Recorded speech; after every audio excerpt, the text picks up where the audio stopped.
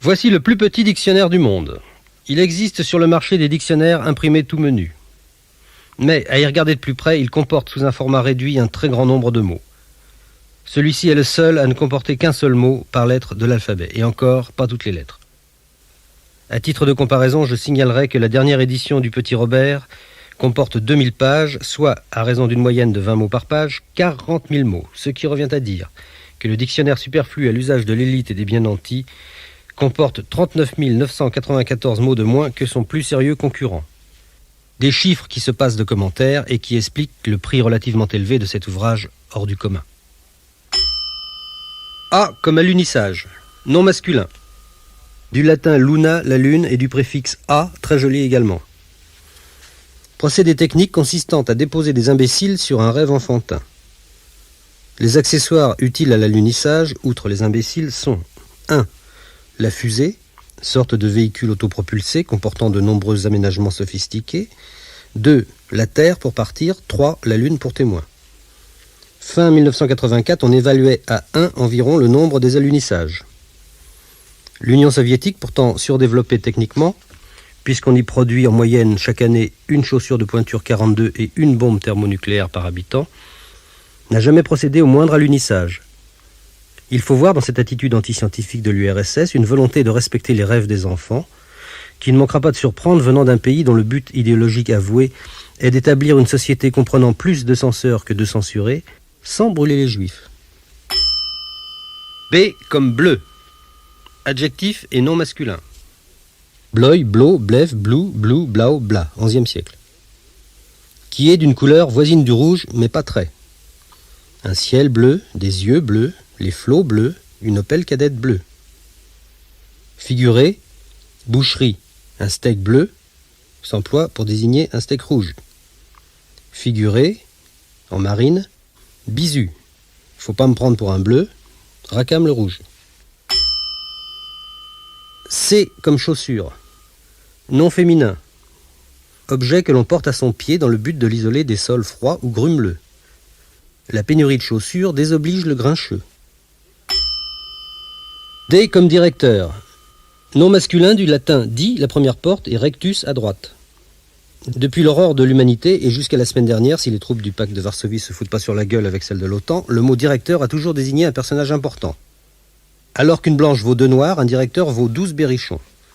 On ne dit pas un petit directeur, on dit un chef de rayon. On ne dit pas un grand directeur, on dit un chef de diamètre. E comme endive. Nom féminin, sorte de chicorée domestique que l'on élève à l'ombre pour la forcer à blanchir. La caractéristique de l'endive est sa fadeur. L'endive est fade jusqu'à l'exubérance. Sa forme, qu'on peut qualifier de n'importe quoi, genre machin, est fade. Sa couleur, tirant sur rien, avec des reflets indescriptibles à force d'inexistence, est fade. Son odeur, rappelant à l'amnésique qu'il a tout oublié, est fade. Son goût, enfin, puisque, dit-on, de nombreux pénitents mystiques préfèrent en manger plutôt que de crapahuter sur les genoux jusqu'à Saint-Jacques-de-Compostelle, atteint dans la fadeur gastronomique des sommets que le rock mondial frôle à peine dans la pauvreté créatrice. L'endive, en tant que vivante apologie herbacée de la fadeur, est l'ennemi de l'homme qu'elle maintient au rang du quelconque, avec des frénésies mitigées, des rêves éteints sitôt rêvés, et même des pinces à vélo. L'homme qui s'adonne à l'endive est aisément reconnaissable. Sa démarche est moyenne, la fièvre n'est pas dans ses yeux, il n'a pas de colère et sourit au guichet des ascédiques. Il lit les 7 jours. Il aime tendrement la banalité. Au beau jour, il vote, légèrement persuadé que cela sert à quelque chose. F comme femme, nom féminin, du latin femina. Être humain de sexe non masculin. La femme est le produit d'un os surnuméraire, disait Bossuet, qu'on ne saurait taxer de misogynie, eu égard à l'exquise compréhension qu'il affiche à toute sa vie à l'endroit de la jante féminine, huguenotes et catins exceptés. Cette définition toute nimbée de délicatesse semble aujourd'hui quelque peu restrictive. La femme, à y regarder de plus près, est beaucoup plus qu'une excroissance osseuse. La femme est une substance matérielle organique, composée de nombreux sels minéraux et autres produits chimiques parés de noms gréco-latins comme l'hydrogène ou le gaz carbonique, qu'on retrouve également chez l'homme, mais dans des proportions qui forcent le respect. Diversement amalgamés entre eux en d'étranges réseaux cellulaires dont la palpable réalité nous fait appréhender l'existence de Dieu, ces tissus du corps féminin forment les viscères. Certains sont le siège de l'amour. La femme est assez proche de l'homme, comme l'épagnol breton, à ce détail près qu'il ne manque à l'épagnol breton que la parole, alors qu'il ne manque à la femme que de se taire. Par ailleurs, la robe de l'épagnol breton est rouge feu, et il lui en suffit d'une.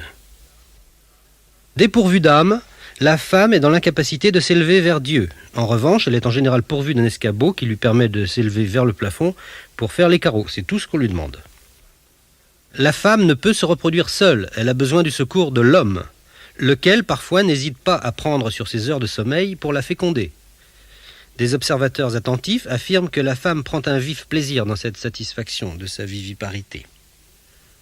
La gestation chez la femme dure 270 jours, au cours desquels elle s'empiffre, s'enlaidit, gémit vaguement, tout en contribuant à faire grimper les courbes de l'absentéisme dans l'entreprise. Au bout de ces 9 mois, le petit homme vient au monde. L'accouchement est douloureux. Heureusement, la femme tient la main de l'homme. Ainsi, il souffre moins.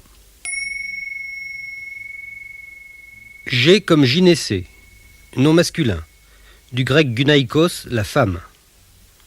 Appartement de femme à Athènes et à Rome dans l'Antiquité, ou à Vierzon dans le Cher, mais là ça compte pas, c'est un bordel. On retrouve également le terme gynécée dans le vocabulaire arabe littéraire classique, où il prend un sens nettement différent, gynécée signifiant ici littéralement non-connaissance, comme le souligne son utilisation dans ce dialogue extrait des contes des Mille et une nuits, ou qu'il est limisé des Louvres, gynécée pas.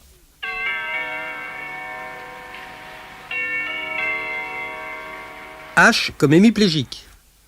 Adjectif et nom. Relatif à l'hémiplégie.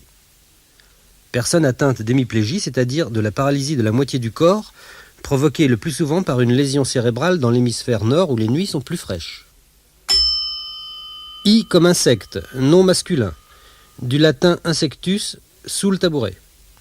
Ainsi le mot insecte désigne-t-il un animal si petit qu'il peut à l'aise passer sous un tabouret sans ramper, alors que le python, si. Les insectes sont des invertébrés de l'embranchement des articulés. Il n'y a pas de quoi se vanter. Leur corps, généralement peu sensible à la caresse, est entouré d'une peau à chitine d'aspect volontiers dégueulasse. Il se compose de 3 parties.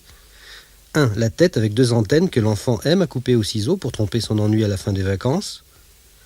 2 gros yeux composés à facettes et peu expressifs au-delà du raisonnable. Et une bouche très dure, garni d'un faisceau redoutable de sécateurs baveux dont la vue n'appelle pas le baiser. Le thorax, lisse et brillant, affublé d'un nombre invraisemblable de pattes et le plus souvent garni de 2 paires d'ailes, dont la finesse des nervures ne manque pas de surprendre chez un être aussi fruste. C'est grâce à ces ailes que l'insecte peut vrombir, signalant ainsi sa présence au creux de l'oreille interne de l'employé de banque assoupi. 3. L'abdomen, divisé en gros anneaux mous et veloutés et percé sur les côtés de maints trous, faisant également office de trachée pulmonaire. Ce qui est étrange chez la libellule, c'est qu'elle respire par où qu'elle pète. Maurice Genevoix, humus. J comme judaïsme, nom masculin. Religion des Juifs, fondée sur la croyance en un Dieu unique. Ce qui la distingue de la religion chrétienne, qui s'appuie sur la foi en un seul Dieu, et plus encore de la religion musulmane, résolument monothéiste.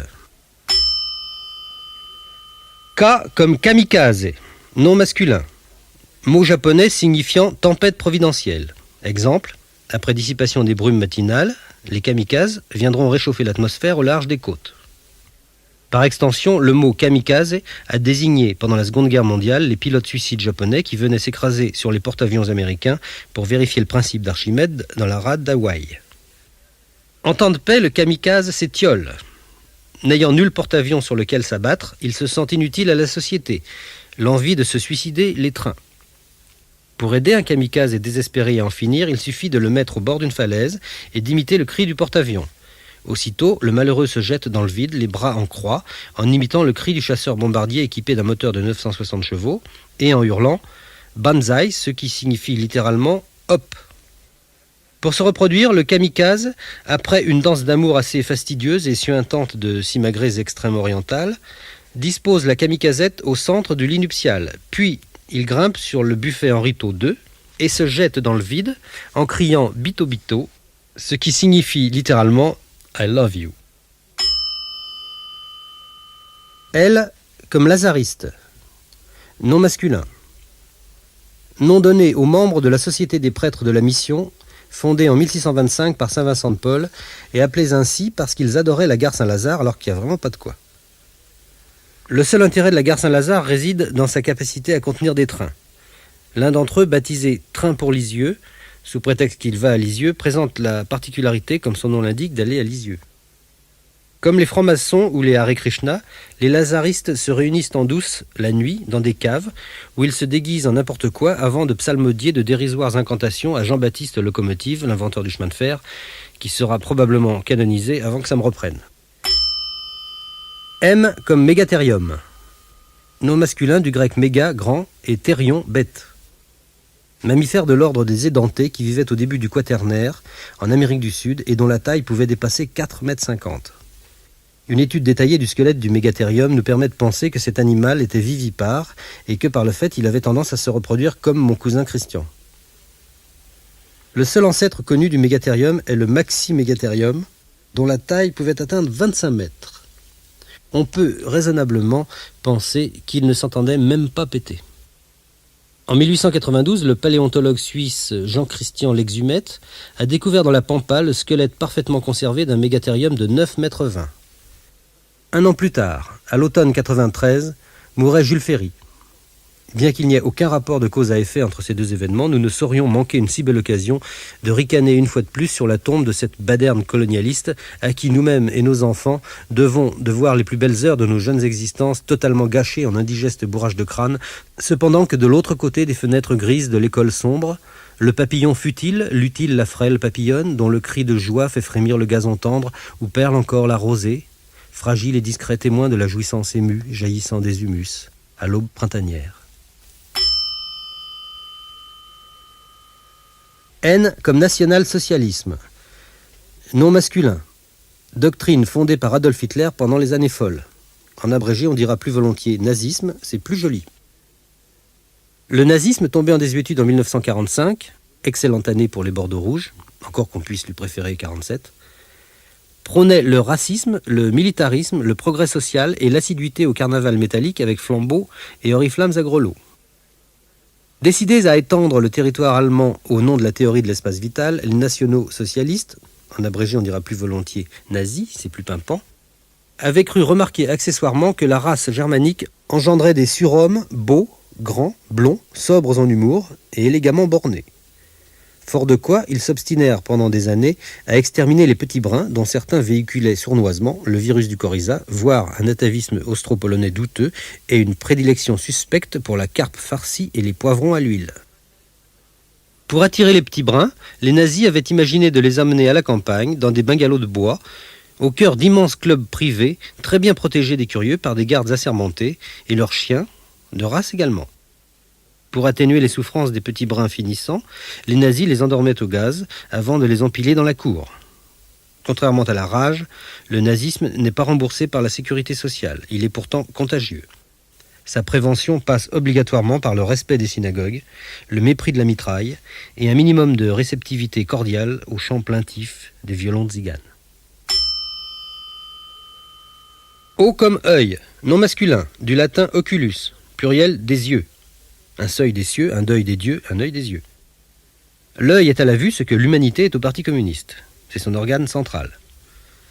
L'œil est un outil merveilleux. C'est grâce à lui que l'homme peut, en un instant, reconnaître à coup sûr une langoustine d'un autobus, ce qui lui confère évidemment un immense sentiment de puissance sur la nature.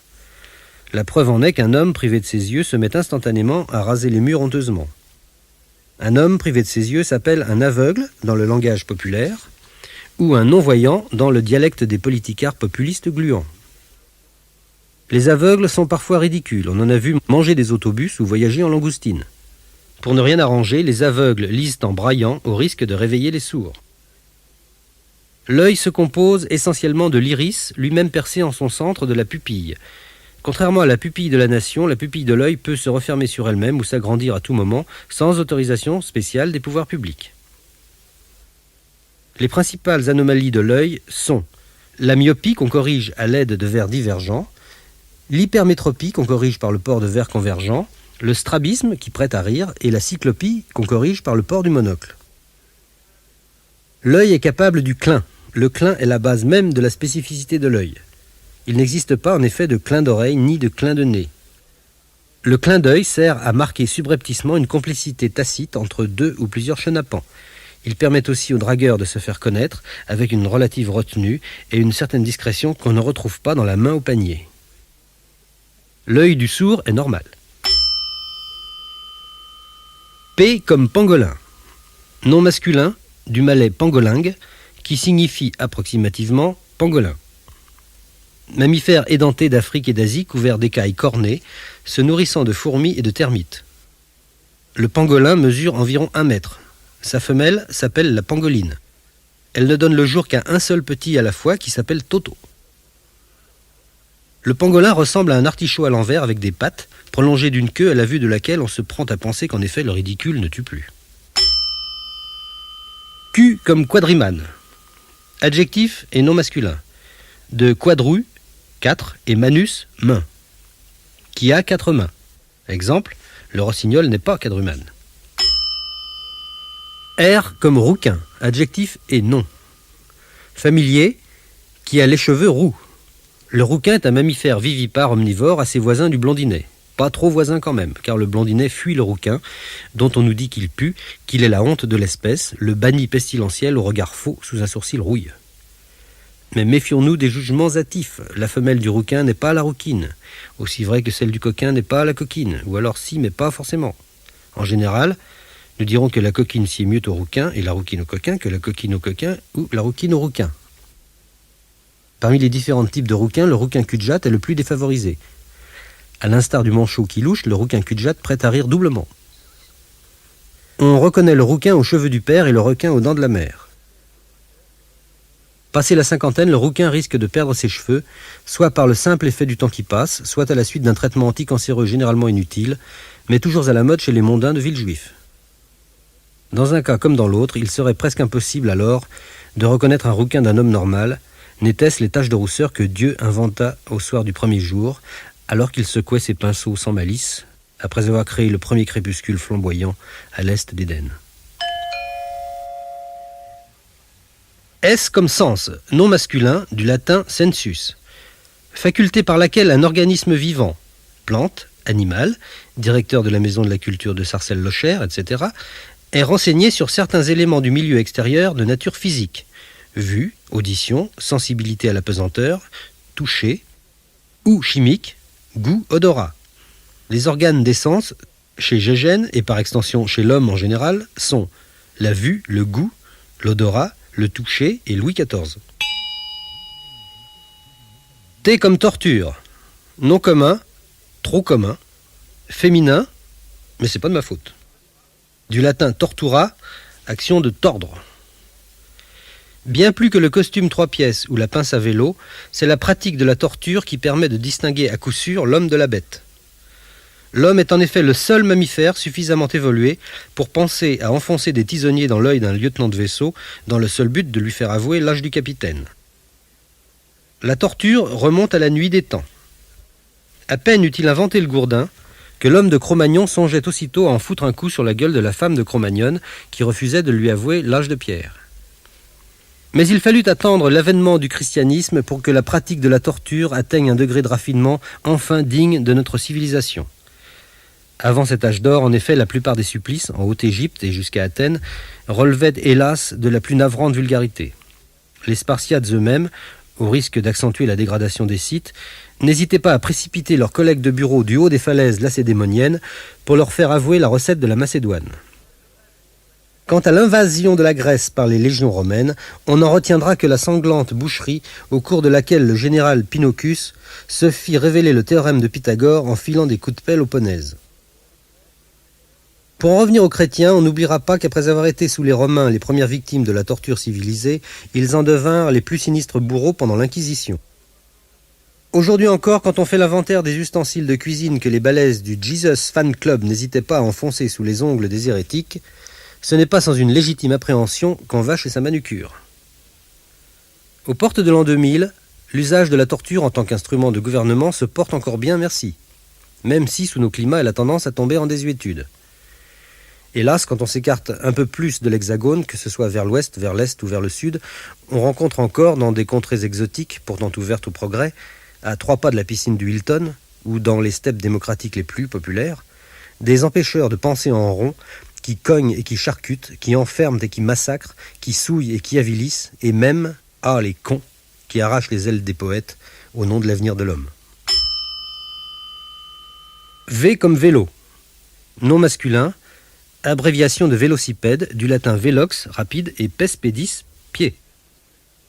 Véhicule à 2 roues, dont la roue arrière est actionnée par un système de pédales agissant sur une chaîne. Une erreur courante consiste à penser que le vélo est le mari de la bicyclette. C'est faux, c'est son amant. À l'origine, le vélocipède était formé de 2 roues de diamètre différents, la grande roue à l'avant, la petite à l'arrière, parce que si Jean-Sébastien Vélocipède, l'inventeur, avait fait le contraire, il se serait cassé la gueule à peine hissé sur sa selle. 10 ans après l'invention du vélo, le jeune Paul-Émile Bicyclette commet une erreur invraisemblable à la chaîne. Il assemble 2 grandes roues sur la même machine et 2 petites roues sur une autre, créant ainsi tout à fait par hasard ces 2 grands chefs-d'œuvre du génie humain, le grand vélo et le petit vélo. D'où l'expression désormais courante « avoir un petit vélo » qui désigne le plus souvent les gens qui se mélangent les pédales. Tombé en désuétude en tant que moyen utilitaire de locomotion, depuis l'avènement de Concorde, qui permet de rallier New York à Paris sans s'encombrer de boyaux de rechange ou de bidons disgracieux, le vélo est encore utilisé de nos jours à des joutes sportives très connues dans nos régions sous le nom de course de vélo. Encore peu encline aux joies du golf et toujours fermée aux émois de l'aquaplane, la masse est très friande de ces courses de vélo, dont la plus célèbre est le Tour de France, créé en 1904 par Vasile Vasiliu Vasidon Vasimimil. W comme whisky. Nom masculin, mot anglais emprunté à l'irlandais. Eau de vie de grain que l'on fabrique surtout en Écosse et aux États-Unis. Le whisky est le cognac du con.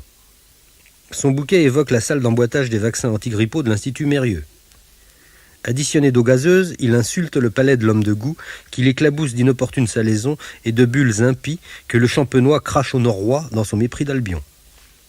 En vieillissant, le whisky gagne en platitude ce qu'il perd en infamie. On peut y conserver ses bébés morts en bas armagnac. X comme xyphophore. Nom masculin du grec xyphos, épée, et phoros, qui porte. À ne pas confondre avec sénestrophore, du grec phoros, qui porte, et du latin sinistère, à gauche. Le xyphophore est un petit poisson de coloration variée de 6 à 10 cm de long, originaire du Mexique, très fécond, et qu'on trouve fréquemment dans les aquariums à condition de le mettre dedans. Le mâle a la queue pointue, d'où son nom. Le xyphophore porte à son cou, en souvenir de toi, ce soupir de soie qui n'appartient qu'à nous. Ce n'est pas qu'il fasse froid, le fond de l'air est doux. C'est une nageoire ventrale qui lui permet de se tenir immobile entre 2 os pour faire la siesta. Comme la plupart des poissons, le xyphophore affiche en permanence une expression béate. C'est parce qu'il baise dans l'eau. C'est très très bon pour la béatitude. Au contraire, les gens qui n'ont jamais baisé dans l'eau, comme Adolf Hitler ou Ludwig van Beethoven, affichent volontiers un air revêche.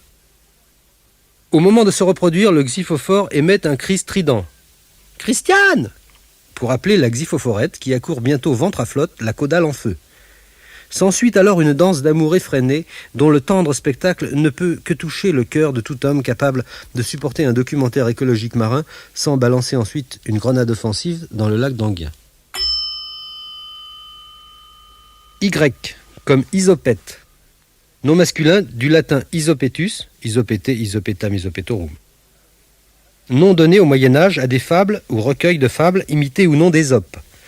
Les Isopets d'Anne de Beaugency, de Charles de Brabant, de Zézette d'Orléans sont parmi les plus célèbres. Avec cet effroyable cynisme d'emperruqué mondain qui le caractérise, La Fontaine n'hésita pas à puiser largement dans les Isopets des autres pour les parodier grossièrement et les signer de son nom. Grâce à quoi, de nos jours encore, ce cuistre indélicat passe encore pour un authentique poète, voire pour un fin moraliste, alors qu'il ne fut qu'un pilleur d'idées sans scrupules, doublé d'un courtisan lèche-cul craquant des vertèbres et limbagoté de partout, à force de serviles courbettes et honteux léchages d'escarpins, dans les boudoirs archiducaux où sa veulerie plate lui assura le gîte, le couvert et la bézouillette, jusqu'à ce jour de 1695, où, sur un lit d'hôpital, le rat, la belette et le petit lapin lui broutèrent les nougats jusqu'à ce que mort s'ensuivit, ce qui prouve qu'on a souvent besoin d'un plus petit que soi. Essayez de vous brouter vous-même les nougats, vous verrez que j'ai raison. Z comme zeugma. Nom masculin. Mot grec signifiant réunion. Procédé tordu qui consiste à rattacher grammaticalement deux ou plusieurs noms à un adjectif ou à un verbe qui, logiquement, ne se rapporte qu'à l'un des noms. Suis-je clair? Non? Bon. Exemple de zeugma. En achevant ces mots, Damoclès tira de sa poitrine un soupir et de sa redingote une enveloppe jaune et salie. André Gide. C'était un zeugma. En voici un autre. Prenant son courage à deux mains et sa Winchester dans l'autre, John Kennedy se tira une balle dans la bouche. Richard Nixon, j'ai tout vu, j'y étais. Plus périlleux, le double zeugma. Après avoir sauté sa belle-sœur et le repas de midi, le petit prince reprit enfin ses esprits et une banane. Saint-Exupéry, ça creuse. Page rose, comportant des locutions latines et étrangères. Alea jacta est. Ils sont bavards à la gare de l'Est. Alea jacta ouest. À Montparnasse aussi. Shiva piano vassano. Fais pas dans le piano, va aux toilettes. Exe homo. Voici la lessive. Égaré humanum est. Je suis garé devant la gare de l'Est. Elli, Elli, lama sabachthani. Ciel, ciel, mon mari. Fiat lux. Oh, la belle voiture. God save the king. Le roi s'amuse avec son bilboquet. In vino veritas. Un petit rouge bien tassé, s'il vous plaît, Madame Germaine.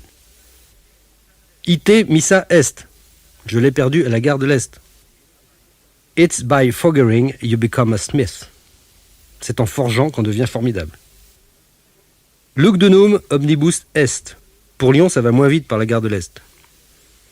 Manu militari. Germaine s'est engagée dans les paras. Mensana incorpore salo. En tout homme, il y a un cochon qui sommeille. Modus Vivaldi. Vivaldi sait s'habiller. Motus Vivaldi. Ta gueule, Vivaldi. Panem et circenses. Pas des nems, des nids d'hirondelles, imbécile. Remember que member. N'oublie pas le fromage. Rule Britannia, they have melons. Ils ont des chaperons, vive la Bretagne. Si par là, italiano. L'Italie, c'est par là. Testis unus, testis nullus. On ne va pas loin avec une seule couille. To be or not to be, that is the question of the supper bank. Être ou ne pas être, c'est la question du super banco. Veni, vidi, vici. Je suis venu nettoyer les cabinets. Vis comica, on devrait enfermer les comiques. Fin des pages roses comprenant les locutions latines et étrangères. Et étrangères. Et étrangères. Et étrangères.